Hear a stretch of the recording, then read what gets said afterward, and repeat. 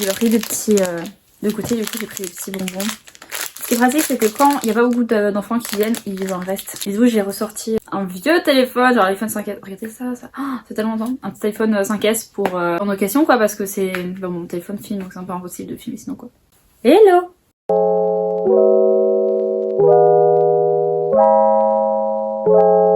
Aujourd'hui on se retrouve pour une nouvelle vidéo qui va être je réponds à vos questions sur mon livre. Pour ceux qui ne savent pas, qui me suivent pas sur les réseaux sociaux, j'écris un livre. Enfin, j'écris un livre. C'est c'est compliqué, c'est-à-dire qu'il faut que je commence à l'écrire. C'est prêt, tout est dans ma tête, j'ai toute l'histoire de A à Z. Le problème c'est que je ne sais pas comment commencer. Voilà, c'est le seul problème, c'est que je ne sais pas comment commencer ce livre.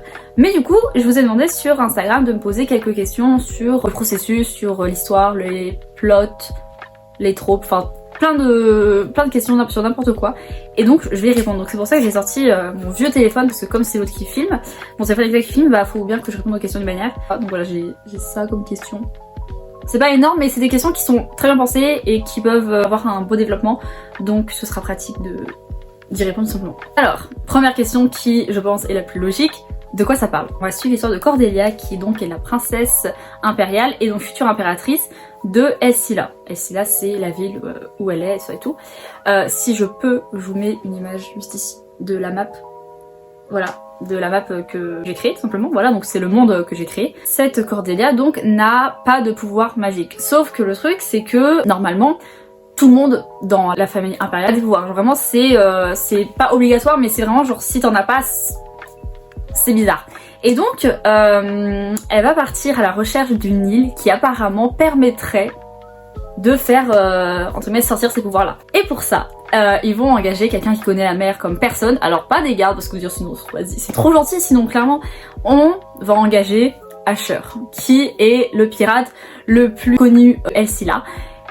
Et un des pirates les plus connus en général. Et donc voilà, sauf que ce petit Asher déteste la famille impériale du plus haut point. Vraiment, on apprendra dans le livre pourquoi.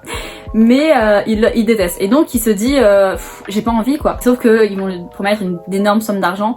Et donc il se dit, deal, je fais. Donc ils vont apprendre à se connaître tout du long. Et il va y avoir plein de petites surprises, un plot twist de ouf, tout ça, des rebondissements. Ah ouais, c'est vraiment genre trop bien. J'ai rien que vous en parler là, j'ai les images qui viennent en tête, c'est incroyable. J'espère que c'est assez clair. Je développe toujours trop, mais en fait j'essaie de reprendre le résumé que je m'étais fait, que j'ai écrit en fait simplement, qui sera la 4ème couverture de mon livre. Prochaine question. Quel style de livre c'est, donc le genre, tout ça. Ce sera de la romantasy. Donc pour ceux qui savent pas ce que c'est la romantasy, c'est en gros de la fantasy et de la romance. Clairement c'est ça. C'est tout l'univers fantasy qui fait tout et qui est une énorme partie. Et d'un autre côté on a donc la romance qui du coup est très présente dans ce livre. Hein, vraiment chaque personnage va avoir son petit côté romance, va avoir son petit moment de gloire. Après il y a la fantasy forcément au niveau des pouvoirs, au niveau juste de l'univers en fait tout simplement, et surtout les pouvoirs du coup qui est un élément principal de l'histoire. Donc voilà, ce sera de la romantasy, donc romance et fantasy. Troisième question. Est-ce que tu peux nous dire quelle trope il y aura? Alors, on a énormément de tropes, mais enfin énormément.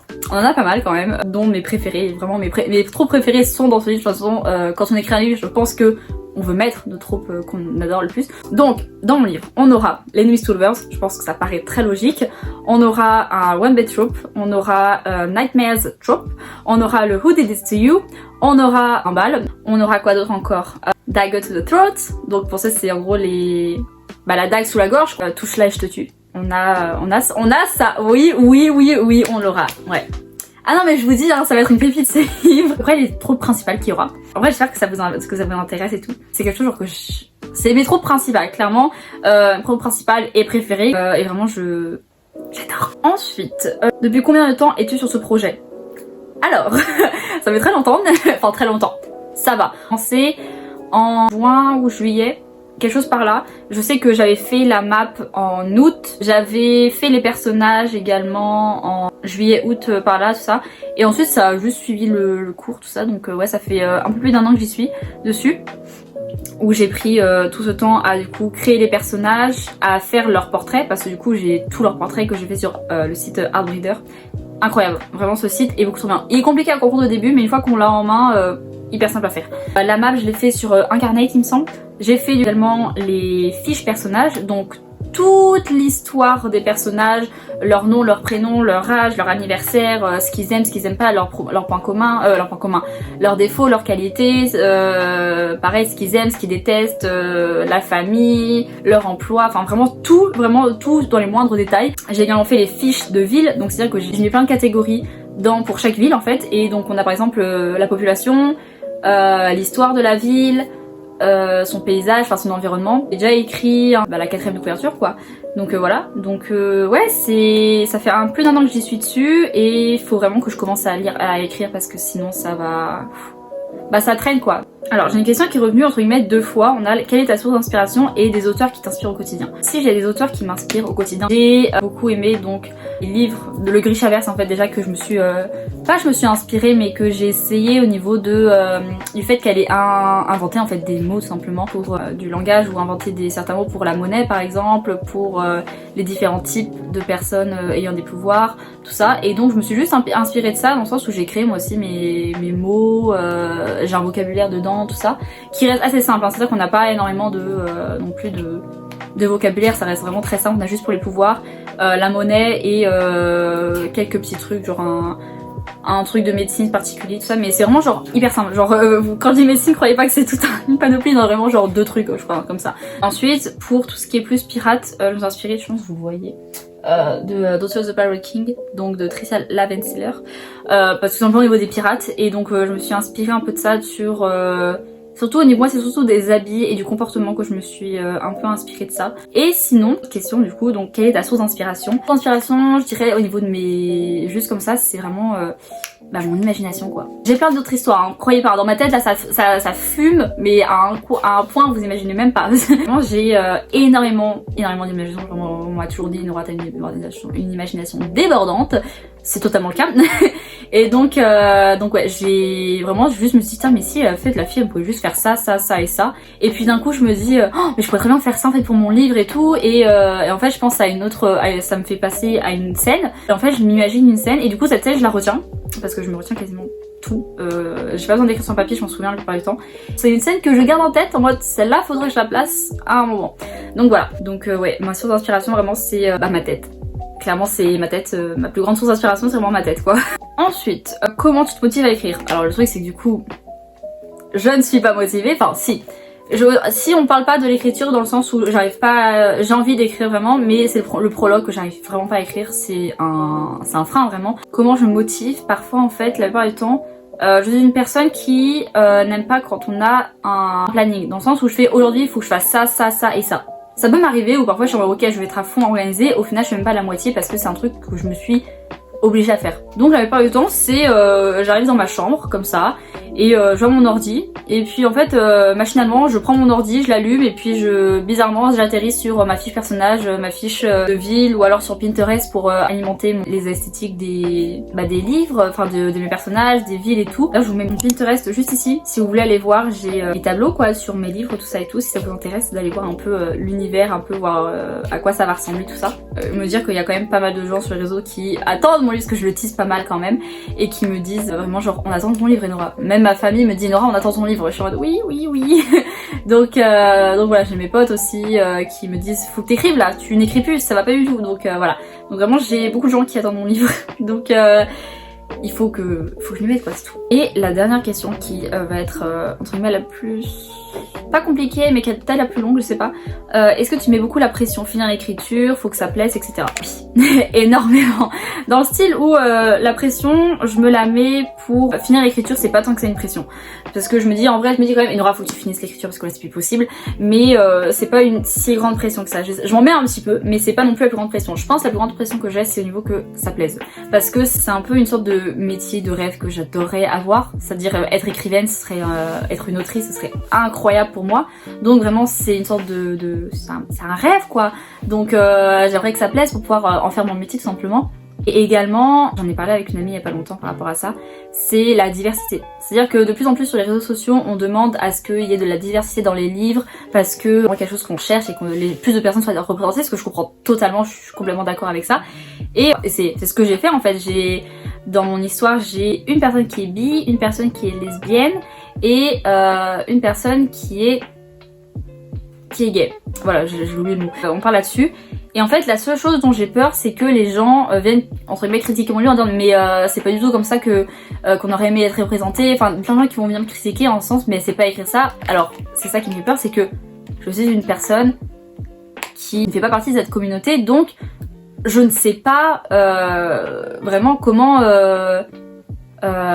les interpréter. Après vraiment c'est qu'on parle en soi de genre c'est-à-dire que les personnes on sait qu'elles sont dans mon livre, on sait que la personne est bi, on sait que la personne est lesbienne, la personne est gay, enfin bref voilà, tout ça, mais c'est pas non plus quelque chose qui va venir qu'on va venir appuyer un max quoi, c'est vraiment genre juste c'est une information que l'on sait et que du coup ça peut justifier le fait que la personne va aller draguer d'autres meufs ou enfin plein de trucs comme ça, enfin juste voilà, genre juste c'est ce qui met le plus la pression là-dedans, c'est que ça plaise en fait et que les gens soient contents de ce que j'ai fait. Ça fait le plus peur en fait de pas avoir entre guillemets cette affirmation, genre cette confirmation que mon livre plaît, que mon livre est bien et que il est réussi en fait, c'est juste ça qui me fout un peu la pression et peut-être pour ça que intérieurement c'est peut-être pour ça que j'ose pas commencer à l'écrire parce que j'ai trop peur en fait que au final ça plaise pas. Un autre exemple pour vous dire, une ville, en fait les personnages, le roi, alors oui c'est le roi, la reine et le prince, j'avais trouvé un prénom pour la reine qui était incroyablement joli, je trouvais magnifique et en fait c'est un prénom qui est africain. Et sachant que de base en fait les gens, cette ville vit totalement, c'est la plus sud de tout le monde en fait, et donc je me suis dit bah en fait je voulais les faire métis, noirs, tout ça, enfin vraiment genre avoir je sais pas moi, juste avoir ça quoi. Et donc voilà. Et en fait, quand j'ai fait mes recherches, parce que je regarde parfois les significations des prénoms, parce que je trouve ça sympa d'avoir un peu plus comme ça et tout, et qui peuvent en fait avoir des prénoms qui vont avec leur personnalité. Souvent j'essaie de matcher ça. En fait, je me rends compte que le prénom était africain. Et je me suis dit, mais ça va vachement bien ensemble parce que la personne elle peut être métisse ou noire et elle a un prénom africain, ça peut être, genre moi je trouve que ça va bien ensemble. Et donc ce que j'ai fait, c'est que j'ai fait, c'est vrai que le prénom commençait par un K, donc j'ai fait, le père va avoir un prénom par un K et le fils, du coup le prince aura aussi un prénom par un K. Donc c'est 3 prénoms qui sont, du coup, qui commencent par un K et qui sont africains. Et c'est, voilà. Et après, en fait, quand j'ai créé le monde, j'avais créé le monde avant, mais je savais pas exactement encore comment je voulais faire ce monde. Et en fait, je pense que vous connaissez tous le Disney Aladdin, exactement le même univers. On part sur cet univers-là, tout ça, et je trouve ça magnifique. Vraiment, regardez les tableaux vraiment sur mon Pinterest, parce que vous allez voir, c'est beaucoup trop beau, je trouve. Et en fait, après, je me suis rendu compte, je me suis dit, mais ça colle pas, en fait, parce que les prénoms, c'est des prénoms africains, et sauf que, entre l'Afrique et l'endroit où je le fais, en fait, c'est deux, entre guillemets, pas deux mondes, mais c'est deux pays qui sont complètement éloignés, genre au niveau de, pas de l'univers, mais c'est, comment dire, de l'environnement, des coutumes, enfin de tout, en fait on est complètement à l'opposé. Et au pire je me suis dit mais au pire il y en aura, tu t'en fiches quoi, genre les prénoms ils sont super jolis, tu les adores, et si ça va être dans ce pays là, si ça doit être dans cet univers là, ça le sera. Et c'est tout. Et en fait c'est ça qui me fait le plus peur, c'est que je me dis, est-ce que les gens vont me traiter de raciste parce que j'ai donné à des personnes qui sont métisses ou noires des prénoms africains? C'est ça qui me fait le plus peur, voilà, parce que si les gens lisent mon livre et se disent mais elle est hyper raciste de dire que les personnes là ils sont métisses qui sont des prénoms africains. Après les gens sont obligés de savoir que ce sont des prénoms africains, mais maintenant que je l'ai dit, voilà quoi. C'est horrible parce que j'arrive pas du tout à en parler, à chaque fois je me dis je vais dire une connerie, on va m'agresser ou je sais pas quoi, dans les commentaires ou sur les réseaux, vraiment je pèse mes mots mais tout le temps pour essayer de pas dire une connerie. Du coup voilà, c'est vraiment genre c'est limite une peur, vraiment j'angoisse à l'idée de me dire les gens vont me traiter de raciste, alors que ce n'est pas du tout le cas, c'est juste que je trouvais les personnages je trouve que les prénoms ça allait bien avec leur caractère et je me dis je vais faire comme ça. Et après j'ai remarqué que si tous les prénoms étaient africains, je vais faire la même ethnicité, les mêmes prénoms qui ont la même ethnicité pour que ça aille en fait simplement avec pas que ça fasse bizarre quoi, parce qu'ils viennent tous de la même ville, donc autant faire des prénoms qui vont ensemble quoi, qui ont la même ethnicité, la même origine plutôt. Donc j'espère vraiment que ça plaira et que les gens vont pas venir m'agresser pour ça, parce que ils pourront venir voir cette vidéo et ils font voilà, j'ai dit les mots. Bref, voilà, j'ai répondu à peu près à toutes les questions. Je réponds à quelques autres questions qui peuvent me venir en tête et qui peuvent être posées peut-être dans le futur. Combien de tomes il y aura? Ce sera une duologie, il y aura 2 tomes. Voilà, ce sera toute la partie, du coup tout le livre, toute l'histoire sera répartie en 2 tomes. Je ne sais pas encore. Et j'avais déjà eu cette question là et je sais pas encore si je vais l'écrire en français ou en anglais, ou les deux même, je sais pas. Parce que vraiment écrire en français en fait, maintenant je lis quasiment que en anglais, vous voyez, j'ai plus beaucoup de livres qui sont en français, la majorité de ma bibliothèque est anglaise. Je me dis est-ce que tu écris en français ou est-ce que tu écris en anglais? ou alors les deux tout simplement. Et en vrai je pense limite que je ferai les deux, c'est-à-dire que j'écrirai le tome 1 et ensuite je réécrirai tout le tome 1 mais cette fois-ci en anglais. Alors ça prend énormément de temps de la traduire, mais voilà quoi, genre je ferai une traduction et pour après essayer de le commercialiser du coup en anglais. Voilà, c'est donc la fin de cette vidéo, j'espère qu'elle vous aura plu.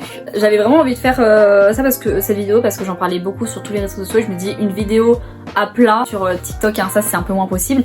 Je me suis dit autant le faire dans une vidéo YouTube, ce sera beaucoup mieux, beaucoup plus explicatif tout ça. Si vous avez d'autres questions que je t'ai pas répondu, dites-le-moi dans les commentaires, il n'y a pas de souci, j'y répondrai avec grand plaisir vraiment. Si la vidéo vous a plu, vous pouvez mettre un pouce bleu, vous abonner et activer la cloche pour ne rater aucune notification dès que je sors une vidéo, tous les lundis à 16h, rendez-vous ici. Partagez également la vidéo, on a atteint les 100 abonnés.